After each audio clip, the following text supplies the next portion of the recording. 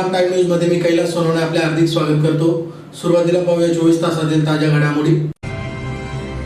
कृषी उत्पन्न बाजार समितीच्या प्रवेशद्वारावर उपपोलीस अधीक्षकांच्या पथकाने राबवली गुरांच्या वाहनांची तपासणी मोहीम। जिल्हा क्रीडा संकुलातील जलतरण तलावात वॉटर योग प्रशिक्षण सत्राचे आयोजन। महानगरपालिकेच्या इंग्रजी माध्यमाच्या शाळेत पहिल्या दिवशी विद्यार्थ्यांचे उत्साहात स्वागत। आणि ताशपुरी येथील तरुणाच्या मृत्यू प्रकरणी खुनाचा गुन्हा दाखल करण्याच्या मागणीसाठी कोळी समाज बांधवांतर्फे पोलीस ठाण्यासमोर करण्यात आली निदर्शने। आता बातमीपत्र विस्ताराने। बकरीदच्या पार्श्वभूमीवर धुळे कृषी उत्पन्न बाजार समितीच्या मुख्य प्रवेशद्वारावर उपपोलीस अधीक्षक एस ऋषिकेश रेड्डी यांनी पथकासह वाहनांची तपासणी केली। यात 8 ते 9 गुरांना एअर टॅगिंग नसल्यामुळे सदर गुरे जप्त करून त्यांना गोशाळेत दाखल करीत गोहत्येबाबत सतर्कता पाळली। धुळेतील कृषी उत्पन्न बाजार समितीत गुरांच्या बाजारात मोठी रेलचेल दिसून आल्यामुळे अजयनगर पोलिसांनी गोहत्येबाबत सतर्कता बाळगत बाजारात झालेल्या खरेदी विक्रीच्या व्यवहारानंतर सहाय्यक पोलीस अधीक्षक एस ऋषिकेश रेड्डी यांनी पथकासह बाजार समितीच्या प्रवेशद्वारासमोर वाहनांची तपासणी केली। यात 9 गुरे विनाट्याग आढळून आल्यामुळे ताब्यात घेण्यात आली, त्यांना गोशाळेमध्ये दाखल करण्यात आले आहे। याबाबत बाजार समिती सभापती बाजीराव पाटील यांनी रेड्डी यांची भेट घेऊन चर्चा केली। बकरीदच्या पार्श्वभूमीवर गुरांची अवैध वाहतूक, गुरे चोरीच्या अनेक घटना घडतात। शिवाय बाजार समितीत दर मंगळवारी भरणाऱ्या गुरांच्या बाजारात कसायांकडून जनावरांची मोठ्या प्रमाणात खरेदी केली जाते। त्यामुळे पोलीस प्रशासनाने गुरांचा बाजार सोमवारी व मंगळवारी बंद ठेवण्याचे आवाहन केले होते। तसे पत्र देखील बाजार समितीला देण्यात आले होते।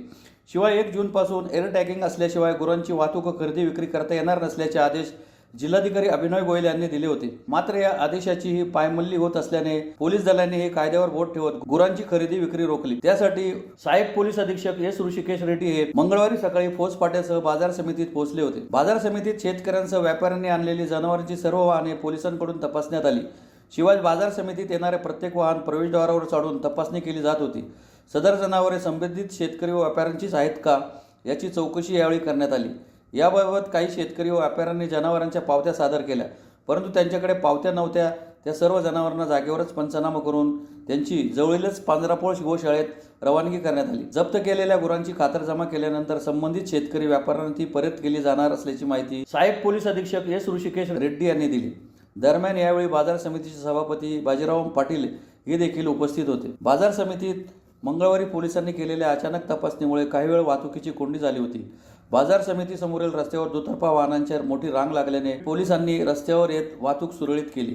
दरम्यान पोलिसांच्या अचानक कारवाईमुळे कसायांसह तस्करांमध्ये धडकी भरली आहे। सदर कारवाईमुळे आनंद व्यक्त करण्यात येत आहे। जागतिक योग दिनाचे औचित्य साधून धुळे शहरातील जिल्हा क्रीडा संकुलातील जलतरण तलाव येथे योग गुरु डॉक्टर जगदीश गिंदोडे यांच्या मार्गदर्शनाखाली वॉटर योग प्रशिक्षण सत्राचे आयोजन करण्यात आले होते। जागतिक योग दिनाचे औचित्य साधून धुळे येथील जिल्हा क्रीडा संकुलातील जलतरण तलावात योग गुरु डॉक्टर जगदीश गिंदोडे यांच्या मार्गदर्शनाखाली वॉटर योगाचे आयोजन करण्यात आले होते। सुरुवातीस वॉटर योगा ग्रुपचे मार्गदर्शक महेश गोगे यांनी जागतिक योगा दिनाचे निमित्त साधून वॉटर योगा सत्र आयोजित करण्यामागची पार्श्वभूमी सांगितली व शारीरिक आणि मानसिक तंदुरुस्तीसाठी वॉटर योगाचा अंगीकार करण्याचे आवाहन केले। कुठल्या व्याधीसाठी कुठला वॉटर योगा करावा या संदर्भात योग गुरु डॉक्टर जगदीश गिंदोडे यांनी मार्गदर्शन केले। या वॉटर योगा प्रशिक्षण सत्रात 2.5 वर्षाच्या साधकांपासून तर 85 वर्षाच्या साधकांनी सहभाग घेतला।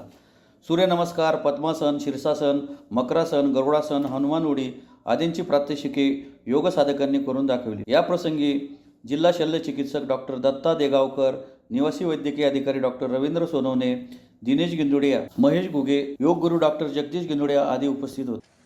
वॉटर योगा ही कन्सेप्ट आपण भारतात आणि त्यात धुळ्यात सुरू केली कोविडच्या आधी। कोविडच्या 2 वर्षाआधी म्हणजे 2017 आपण पहिला वॉटर योगाचा क्लास घेतला जय हिंद टँकला, आणि त्यानंतर आपण स्टेडियमच्या टँकला, नंतर स्नेहनगर, ऑफिसर्स क्लब, सगळ्या टँक्सला आपण 7-7 दिवसाचा उपक्रम केला। त्यात मॅक्झिमम लोकांना फायदा झाला। प्राणायाम आणि सूर्यनमस्कार जगात पहिल्यांदा आपण इथे सुरू केलं पाण्यातलं। आत्तापर्यंत जमिनीवर चालू होतं, पाण्यात आहे ना बाकीचे आसनं रेग्युलर करत होते वर्षानुवर्ष पूर्वीपासून, परंतु प्राणायाम आणि सूर्यनमस्कार आपण सुरू केलं। याचा खूप लोकांना चांगला फायदा झाला। श्वसन क्रिया खूप लोकांची सुधारली। ॲलर्जिक ब्रॉन्कायटिस, ॲलर्जिक रायनायटिस यासाठी, दम्यासाठी खूप चांगला फायदा झाला। आर्थरायटिससाठी खूप चांगला फायदा होतो। नी आर्थरायटिस ज्यांना गुडघे बदलायची वेळ आली होती त्यांनी जर पाण्यात चालू ठेवलं, वॉटर योगा सुरू ठेवलं, पाण्यात चालत राहिले तरी लोकांना दुखणं कमी व्हायला लागलं। दुखण्याच्या गोळ्या कमी झाल्या, कारण दुखण्याच्या गोळ्या जास्त घेतल्यामुळे किडनी खराब होते. समजा ऑपरेशनपर्यंत दुखण्याच्या गोळ्या जास्त घेत राहिले तरी त्रास होऊ शकतो. म्हणून आपण दुखण्याच्या गोळ्या कमी करता येतात त्याच्यात. It is a best analgesic. रोज सकाळी नुसते चालले आणि पाण्यात उठबशा केल्या आणि वॉटर योगा केला तर पाण्यात 100% फरक पडतो. माझा पर्सनल अनुभव आहे. माझ्या ॲक्सिडेंट नंतर मला चालता येत नव्हतं, बसता येत नव्हतं, उभं राहता येत नव्हतं. उभं राहायला तर मला 3 मिनिटाच्या वर उभं राहता येत नव्हतं. तर त्या पाण्यामुळेच मी आता एकदम फर्स्ट क्लास आहे, विदाऊट एनी ऑपरेशन. म्हणजे ऑपरेशन कमी करता येतात, गोळ्या कमी करता येतात.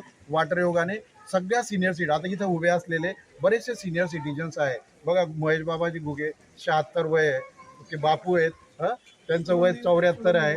नंतर बघा दिनकर पाटील आहे, सगळे सिनियर सिटीजन्स आहे. सगळ्यांना याचा खूप फायदा झाला. त्यामुळे सगळ्यांनी याचा फायदा करून घ्यावा. हरिओम. आणि आपली रेग्युलर बॅच आहे ना, आपली 6 ते 7 स्टेडियमला चालू असते, स्नेहनगरलाही सुरू असते, जय हिंद टँकलाही रोटेशन्समध्ये आम्ही सुरू ठेवत असतो. तर आज काय कार्यक्रम झालाय ते पण सांगा. जागतिक योग दिनानिमित्त हा आपण नेहमी 20 तारखेला ठेवत असतो, पण माझ्या कॉन्फरन्समुळे आपण तो 18 तारखेला ठेवलाय. जागतिक योगा दिनानिमित्त हा आपला कार्यक्रम झालाय. आपल्याबरोबर सिव्हिल सर्जन साहेब बरोबर आहेत, डॉक्टर साहेब आहेत, महेश घुगेजी आहेत, मुन्नाजी गिंदोडिया गोशाळा RSS शाखेचे पालक आहेत. नंतर सागर अगाव ज्यांनी आपल्याला टँक उपलब्ध केला, त्याबद्दल त्यांचे आपण आभारी आहोत. आणि सगळे आमचे senior citizen, ST Chaudhari sir माझे गुरु आहेत. ST चौधरी सर योग गुरु आहे, गेल्या 28 वर्षापासून योग करत आहेत. वॉटर योगा आपण इंट्रोड्यूस केला, त्यामुळे आता पाण्यातही ते चांगली आसनं करायला लागलेली आहेत. तरी आप सगळ्यांनी हे फॉलो करावं. हरिओम. धुळे महानगरपालिकेच्या शाळा क्रमांक 9 येथील इंग्रजी माध्यमाच्या शाळेत पहिल्या दिवशी चिमुकल्या विद्यार्थ्यांचे जोमात स्वागत करीत त्यांचा उत्साह वाढवण्यात आला. उन्हाळ्याच्या सुट्टीनंतर शाळा 18 जून पासून सुरू झाल्या आहे. धुळे शहरातील महानगरपालिकेच्या इंग्रजी माध्यमाच्या शाळेत पहिल्या दिवशी चिमुकल्या विद्यार्थ्यांचे उत्साहात स्वागत करण्यात आले. उन्हाळ्याच्या सुट्ट्यांनंतर दिनांक 18 जून पासून शाळा पुन्हा सुरू झाल्या. नव्या शालेय शैक्षणिक वर्षाला सुरुवात झाली. शाळेच्या पहिल्याच दिवशी आवारात प्रवेश झाल्यानंतर विद्यार्थ्यांच्या स्वागतासाठी मनपाच्या इंग्रजी शाळेत प्रवेशद्वाराला फुगे लावून सजावट केली होती. शाळांमध्ये विद्यार्थ्यांचे पुष्पगुच्छ देऊन स्वागत करण्यात आले. तसेच विद्यार्थ्यांना वर्गात चॉकलेट, बिस्किट व खाऊचे वाटप झाले. धुळे महानगरपालिकेच्या वतीने शाळा क्रमांक 9 मध्ये इंग्रजी माध्यम शाळा 2012 पासून सुरू करण्यात आली. त्यावेळी धुळे शहरामध्ये महानगरपालिकेच्या वतीने 4 इंग्रजी माध्यमची शाळा सुरू करण्यात आल्या. त्यापैकी 3 शाळा शिक्षकांच्या मानधनामुळे बंद करण्यात आल्या आहेत. परंतु शाळा क्रमांक 9 मधील इंग्रजी माध्यम शाळा आज पावित्र्य चालू आहे. इंग्रजी माध्यम शाळेतील सर्व शिक्षिका विद्यार्थ्यांना चांगल्या प्रकारे खासगी शाळांमध्ये मिळणार नाही असे शिक्षण देत आहेत. परंतु महानगरपालिका प्रशासन या शाळेकडे दुर्लक्ष करीत असल्याचे मत पालकांनी व्यक्त केले. या प्रसंगी इंग्रजी माध्यमाचे प्रमुख छाया करणकाळ, नेहा जोशी, मनीषा गांगुर्डे, राखी काळे, तेजल चौधरी, स्नेहा जगदाळे, पल्लवी मराठे, रुपया अन्सारी, माधुरी कोळपे यांच्यासह विद्यार्थी मोठ्या संख्येने उपस्थित होते. त्यांना बघतोय की इथे इंग्लिश मीडियम स्कूल त्यांनी चांगल्या दर्जाची चालू केलेली आहे, पण त्यांच्याकडे शासनाने दुर्लक्ष केलेलं आहे. त्याच्याकडे चांगल्या पद्धतीने त्यांनी लक्ष दिलं पाहिजे. आज मी बघतो की उत्तर महाराष्ट्रात पूर्ण अशी इंग्लिश मीडियम कुठेच नाही, पण त्यांच्याकडे शिक्षण देण्याची जो दर्जा आहे तो खूप चांगला आहे. त्यांची शिक्षक कमिटी खूप चांगली आहे आणि मस्त चांगल्या पद्धतीने ते शिक्षण देतात. आज मी तिथं मागच्या एवढे 3-4 वर्षापासून पाहतो की चांगल्या पद्धतीने शिकवत आहेत. मुलांचा रेफरन्स चांगला आहे, बाकी लोकांचा रेफरन्स चांगला आहे, पण शासनाने त्यांच्याकडे थोडं दुर्लक्ष केलं आहे. त्या पद्धतीने त्यांनी थोडंफार लक्ष देण्याची खूप गरज आहे.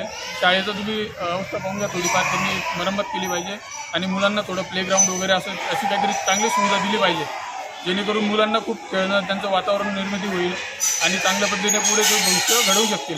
अशा पद्धतीने थोडंफार शासनाने लक्ष दिलंच पाहिजे. नमस्कार, मी छाया करणकाळ, इंग्रजी माध्यमांचे इंचार्ज. दर सालाबादाप्रमाणे यावर्षी नवीन शैक्षणिक वर्षाला सुरुवात झालेली आहे. दरवर्षाप्रमाणे यावर्षी मोठ्या उत्साहाने आणि सांस्कृतिक पद्धतीने आमच्या विद्यार्थ्यांचे शाळेत स्वागत करण्यात आले. आम्हाला बरेच विरोध करून अडचणी असून तरी आम्ही सावित्रीबाई फुलेंचा आदर्श डोळ्यासमोर ठेवून दरवर्षी शैक्षणिक वर्षाला मोठ्या उत्साहाने सुरुवात करतो आणि वर्षभर आमचा उत्साह तसाच राहतो. यापुढेही असंच आमचं कार्य चालू राहणार आहे. जय हिंद, जय महाराष्ट्र. शिरपूर तालुक्यातील ताजपुरी गावातील तरुणाचा अपघात नसून खून झालाय, त्यामुळे खुनाचा गुन्हा दाखल करावा या मागणीसाठी कोळी समाज बांधवांतर्फे ठाणे पोलीस ठाण्यासमोर भर पावसात निदर्शने करण्यात आली. शिरपूर तालुक्यातील ताजपूर येथील तरुण गौरव हा शिरपूरहून घरी येत असताना त्याचा रस्त्यात अपघात झाला की घातपात यात मृत्यू झाला. परंतु थाळनेर पोलीस ठाण्यात याबाबत अपघातात मृत्यू झाल्याची नोंद करण्यात आली आहे. परंतु सदरचा अपघात नसून शिरपूर येथून घरी येत असताना गौरवला अज्ञातांनी रस्त्यावर अडवून लाठीकाठी दांडक्याच्या सहाय्याने मारहाण करून खून केल्याचा आरोप नातेवाईक व कोळी समाज बांधवांतर्फे करण्यात आला आहे. मयत तरुण याला अज्ञाताकडून मारहाण होत असताना बघणाऱ्यांचा पुरावा देखील आहे असे म्हणणे कोळी समाज बांधवांचे आहे. म्हणून भर पाण्यात थाळनेर पोलीस ठाण्यासमोर कोळी समाज बांधवांतर्फे व नातेवाईकांतर्फे खुनाचा गुन्हा दाखल करावा या मागणीसाठी निदर्शने करीत ठिय्या आंदोलन करण्यात आले. आज थाळनेर पोलीस स्टेशनमध्ये आम्ही सर्व कोळी समाज बांधव ताजपुरीमध्ये झालेल्या मर्डरच्या संदर्भामध्ये या थाळनेर पोलीस स्टेशनमध्ये येऊन 302चा गुन्हा दाखल करण्यासाठी सर्व समाज बांधव उपस्थित आहोत.